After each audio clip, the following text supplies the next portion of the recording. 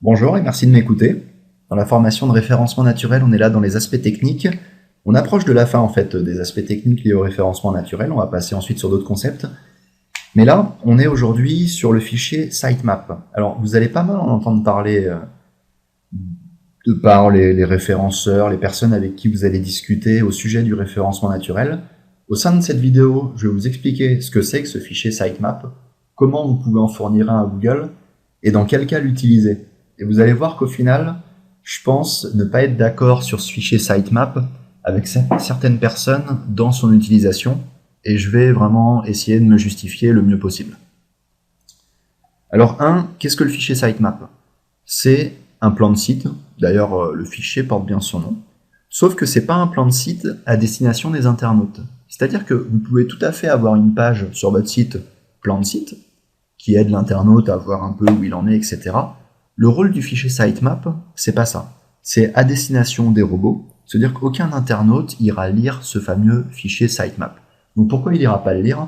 Parce que déjà le fichier, il est écrit dans ce qui s'appelle le langage XML, et dont je mets un exemple ici, qui n'est pas en fait compréhensible d'emblée par un humain. Donc le lien ici est à retenir, c'est le lien vers l'aide officielle de Google qui pourra vous aider dans la structure que doit avoir ce fichier. Je vais vous en faire une présentation là en live en fait sur le site but.fr. Ils ont but.fr plusieurs fichiers sitemap, dont un fichier sitemap qui indique le plan du site et bien pour toutes les différentes thématiques du site, pour ce qu'ils appellent les univers. Ça veut dire qu'il y a une thématique cuisine coin repas, qui a une sous-thématique le coin repas, qui a une sous-thématique table, puis chaise, etc. Donc ça permet d'indiquer à Google, voilà le plan de mon site. J'ai une URL ici, qui change de fréquence, enfin qui change de contenu à une fréquence journalière, qui a une priorité entre 0 et 1 de 0,8, ça veut dire que c'est une page plutôt importante, et voilà, ce qui indique à Google que ici il y a une page, et ici il y en a une autre, etc., etc. Et donc là on a la liste en fait de tous les univers présents sur but.fr. Donc ça, qu'est-ce que ça va faire en fait? C'est quoi l'objectif de ce genre de site? L'objectif, c'est d'aider Google à assimiler quel est le contenu de votre page. C'est vraiment ça l'objectif. C'est une problématique d'indexation en fait. Ça veut dire, c'est s'assurer que si par exemple vous avez 200 pages sur votre site, vous fournissez à Google la liste de ces 200 pages. Vous dites à Google, voici mon plan de site, voici toutes les pages de mon site. Alors, on peut fournir ça à Google de différentes manières. On peut le fournir dans le fichier robot.txt en fait, qu'on avait vu précédemment dans une vidéo. Et d'ailleurs, si on prend le fichier robot.txt de but.fr/robot.txt, on voit qu'ils l'ont indiqué ici, le fichier sitemap, le lien. Donc ici, on a le lien vers leur fichier sitemap, qui lui-même redirige vers ensuite deux fichiers sitemap, un pour les univers et un pour la liste des produits. Bon, ça c'est une manière de fournir au robot le fichier sitemap. Si on se concentre sur Google, il y a une manière encore plus aisée, qui est de se rendre dans Google Webmaster Tools et de dire à Google, pour tel site, par exemple pour www.michaeldelaunay.com, je veux fournir un sitemap. Donc dans ce cas-là, on va dans Webmaster Tools, on sélectionne ici le site qui convient, et vous allez dans Exploration, Sitemap. Et là, vous pourrez ajouter ou tester un sitemap. Voilà, ici. Donc vous faites ça, vous envoyez votre sitemap, donc ça suppose d'avoir pu en créer un. Donc pour en créer un, c'est là où en fait l'aide de Google va vous aider sur tout ce qui est écriture, structure du fichier sitemap, sachant que dans la plupart des cas, si vous avez un CMS par exemple comme WordPress ou PrestaShop, il vous suffit en fait de télécharger le module qui va bien pour générer un fichier sitemap qui va correspondre à votre site. Une fois que vous l'aurez fourni à Google, ce qui serait intéressant, c'est de voir l'écart entre les pages que vous aurez envoyées et les pages que Google a effectivement indexées. Et donc, il peut y avoir une différence entre ce que Google a indexé et ce que vous lui avez envoyé. Là, par exemple, j'ai un exemple de site où il y avait 291 pages dans le sitemap, et finalement Google en a pris que 284. Donc c'est quoi les raisons? Ça peut être Google n'a pas eu le temps d'indexer les nouvelles pages, ou alors, parmi les 291 pages, toutes ne sont pas disponibles. Ça veut dire dans le sitemap, vous avez dit à Google d'aller voir des pages qui n'existent pas. Voilà, ça peut être une multitude de raisons qui font que Google n'a pas forcément eu envie d'indexer les 291 pages. Pareil pour les images que vous pouvez inclure dans les fichiers sitemap. Problème, c'est vraiment une aide en fait. Le fichier sitemap, c'est aider Google. C'est l'objectif, c'est facultatif. Ça veut dire que ceux qui vous diront à tout prix qu'il faut avoir un fichier sitemap pour optimiser son référencement, moi je leur répondrai c'est faux, et c'est là où je vais peut-être être en désaccord avec certaines personnes, mais on ne peut pas dire il faut créer un fichier sitemap pour optimiser son référencement. Parce que pour répondre à cette question, il faut déjà partir de ce à quoi est nécessaire le fichier sitemap. Vous allez aider Google à parcourir votre site avec ce genre de fichier. Mais est-ce que Google peut parcourir votre site sans ce fichier? Bien sûr.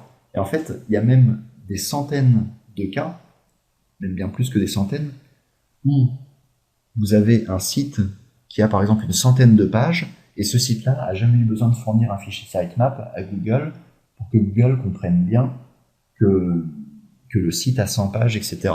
Donc avoir un fichier sitemap, par rapport à un concurrent qu'on n'aura pas, ça ne va pas vous fournir un avantage vraiment concurrentiel. Par contre, il y a des cas où vous pouvez l'utiliser. Donc dans quel cas? Pour moi, c'est des cas assez particuliers, parce que créer un fichier sitemap, ça prend du temps, même s'il y a des modules qui peuvent vous permettre de le générer dans le cas où vous utilisez WordPress, PrestaShop. Si par exemple vous avez un site qui est développé entièrement sur mesure, il va falloir demander à un développeur de générer un fichier sitemap, etc. Bref, c'est coûteux. C'est coûteux, et en plus, c'est une aide à Google, mais Google n'en a pas forcément besoin. Les cas très particuliers dans lesquels, à mon sens, Google a besoin de ce genre de fichier, c'est les cas suivants. Soit vous avez de très très nombreuses pages. Dans ce cas-là, forcément, si vous avez des dizaines de milliers de pages, il y a une problématique pour Google. Est-ce qu'il va bien parcourir toutes les pages? Là, il faut les aider. Si votre site a 50 ou 100 pages, clairement, pour moi, c'est pas nécessaire d'aider Google. Bon. Ensuite, votre site varie très souvent. Si votre site varie pas, que votre site, par exemple, il est en place depuis 5 ans, que vous n'avez jamais supprimé la moindre page, que vous ajoutez des pages à raison peut-être d'une ou deux pages tous les trimestres, dans ce cas-là, pour moi, votre site, il varie pas. Il n'y a aucune raison d'aider Google à comprendre votre plan de site, parce que votre plan de site, il est fixe, il bouge pas, il y a très peu de pages. Ensuite, le cas particulier, c'est le cas où vous utilisez le service Google Actualité. Parce que là, vous êtes dans un cas où, justement, il faut avertir Google de tout changement sur votre site. Donc c'est là où fournir un plan de site de manière très régulière, ça présente un intérêt. Donc pour moi, le fichier sitemap, c'est ce que j'appelle un exemple technique rassurant, en fait. Ça veut dire que ça fait partie de tous les points techniques sur lesquels il ne faut pas accorder trop d'importance, parce que pour moi, les gens qui accordent une importance fondamentale à ce genre de fichier sitemap, malheureusement, font sûrement ça dans l'optique de se rassurer. C'est-à-dire qu'un fichier sitemap, c'est facilement vérifiable de savoir si on l'a créé ou pas, de savoir si on l'a soumis à Google ou pas. Et en fait, on a le sentiment d'être rassuré quand on va dans Google Webmaster Tools, qu'on soumet son fichier sitemap, et qu'on voit que Google l'a bien lu, qu'il n'y a pas d'erreur dans le fichier sitemap, et qu'on voit que Google a bien indexé les pages.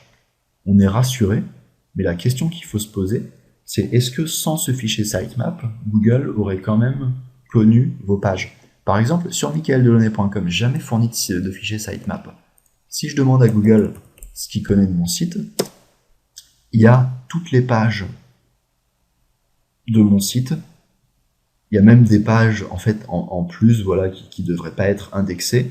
Mais disons que Google n'a pas eu besoin de fichier sitemap pour bien indexer toutes mes pages. Donc je pense que par exemple, on est là dans le cas d'un site qui n'aurait pas eu besoin de fichier sitemap. Ou disons que si à l'heure d'aujourd'hui, je fournissais un fichier sitemap à Google, ça ne m'avantagerait pas. Il y aurait même, je pense, aucun intérêt.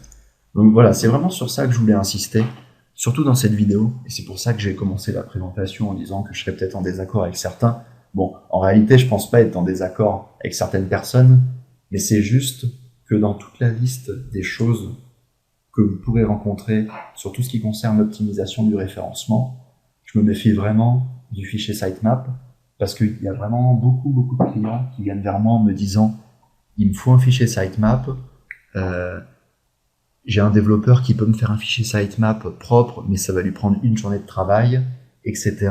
Ça coûte de l'argent. » Et moi, ma réponse au final, c'est vraiment bon. Est-ce que vous avez besoin vraiment d'un fichier sitemap? Est-ce que c'est vraiment nécessaire? Et si c'est pas nécessaire, est-ce que vous n'avez pas mieux à faire de votre budget de référencement, de votre argent, plutôt que de créer un fichier qui n'aura pas vraiment une utilité fondamentale? Voilà. Donc là, la suite de la vidéo, je vais expliquer les sites pour lesquels ce fichier peut avoir une utilité. C'est-à-dire que vous avez plusieurs centaines, plusieurs milliers de pages. Voilà, vous commencez à avoir un site d'une certaine importance où là, c'est pas anodin quand même d'aider Google, ou alors vous utilisez Google Actualité. Je vais expliquer dans ce cas-là pourquoi est-ce qu'il faut faire. Donc si vous avez de très nombreuses pages, je vous conseille un fichier sitemap. Aider Google, ça peut être intéressant. Problématique qui va se poser pour le développeur, pour la personne qui va créer le fichier sitemap, c'est que le fichier sitemap, il est limité. Donc vous allez devoir créer plusieurs fichiers sitemap, un peu comme a fait but.fr en fait. On a vu qu'ils avaient créé 2 fichiers sitemap, un fichier ici et un fichier ici. Et donc ces 2 fichiers sitemap sont englobés dans un fichier sitemap qui est celui-là, qui est plus global. Donc vous allez devoir faire ça, parce que chaque fichier sitemap, la limitation c'est 50 000 URL et 10 mégaoctets. Et l'avantage dans cette situation, c'est que si vous avez 200 000 pages par exemple, ça peut être vraiment très intéressant de prioriser les pages. Ça veut dire de dire, cette page-là, elle est d'importance 0,8, donc entre 0 et 1, plus on est proche de 1, plus c'est important. Et cette page-là, elle est d'importance 0,8, donc assez importante, et cette page-là, elle est d'importance 0,2, donc moins importante. Voilà. Là, typiquement, c'est un cas où je conseille fortement le fichier sitemap. Autre cas, votre site varie très régulièrement. Donc si votre site varie de manière très régulière, là, conserver un sitemap sans cesse à jour, ça peut être intéressant. Parce que si vous n'avez pas de fichier sitemap, et ben Google va pas trop savoir les pages que vous avez enlevées, les pages que vous avez ajoutées, etc. Donc avec un fichier sitemap régulièrement mis à jour, Google ira voir ce fichier sitemap en fait de lui-même, et Google comprendra, ah bah tiens, il y a 5 pages qui ont disparu, et 3 pages qui ont apparu. Donc pareil, cas extrêmement intéressant pour l'utilisation d'un fichier sitemap. Ensuite, vous utilisez le service Google Actualité. C'est un service particulier que je peux vous montrer, qui est le fait que si vous tapez quelque chose en lien avec l'actualité récente, donc par exemple, bon là on est en janvier 2015, je vais taper cours du pétrole, forcément voilà, j'ai des résultats Google Actualité. Donc là, les personnes qui sont dans Google Actualité pourraient être intégrées en fait à ce service de Google hein, qui est Google Actualité, et pas Google Web classique, et ben, ont dû respecter certaines conditions, etc. Mais on ne peut pas être inclus d'office dans Google Actualité, il faut faire une démarche particulière, etc.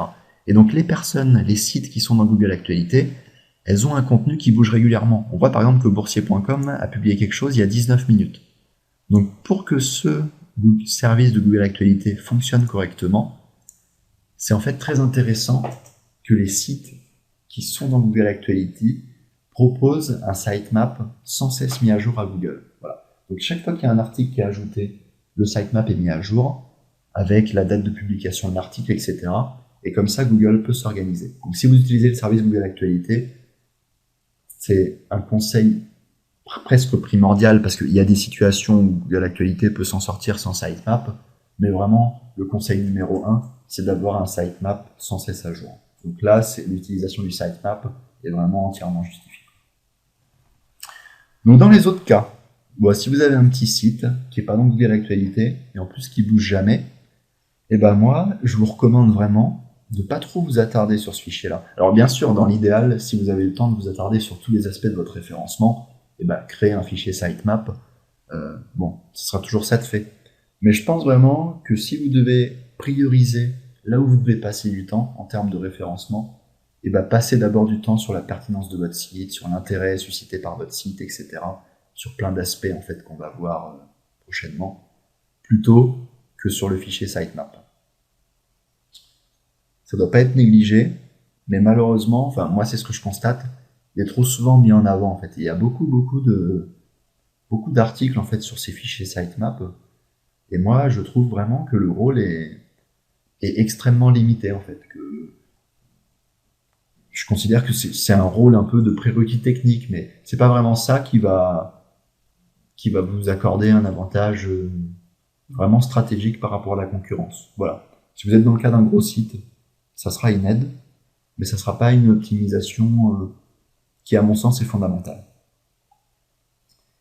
Donc, si vous avez déjà un fichier sitemap, bah, soumettez-le sans attendre dans Google Webmaster Tools. Et ce qui va se passer ensuite, c'est que sans rien faire, Google va revenir sur votre fichier sitemap. Il va peut-être y revenir toutes les heures, tous les jours, toutes les semaines. En fait, ça va dépendre de la notoriété de votre site. Mais voilà, Google ira voir régulièrement ce qui se passe dans le fichier sitemap. Et vu que votre fichier sitemap, il sera automatiquement à jour, en fait, ça veut dire que votre site, chaque fois que vous allez supprimer une page, et ben votre site va enlever le lien en fait dans ce fichier sitemap, et ben ça va aider Google. Si vous n'en avez pas, deux choses à faire. 1. S'assurer que c'est vraiment important pour votre site, donc par rapport à tout ce que j'ai expliqué, où vous vous situez. Si vous pensez que c'est important, et ben dans ce cas-là, créez votre sitemap et soumettez-le, sachant que si vous utilisez un CMS, par exemple WordPress, PrestaShop, etc., vous avez déjà des modules en fait. Vous avez qu'à télécharger des modules qui vous permettront de générer d'emblée ces fichiers sitemap. Si vous n'avez pas de CMS, donc un développement sur mesure, là le fichier sitemap sera un peu plus compliqué, et c'est là en fait où il faudra vraiment vous assurer que c'est vraiment important, parce que ne passez pas 2-3 jours à développer votre fichier sitemap, à développer votre fonctionnalité, si au final vous n'êtes pas dans un cas important en fait, dans un cas où c'est vraiment important d'utiliser ce genre de fichier. Je vous remercie de m'avoir suivi et à très bientôt.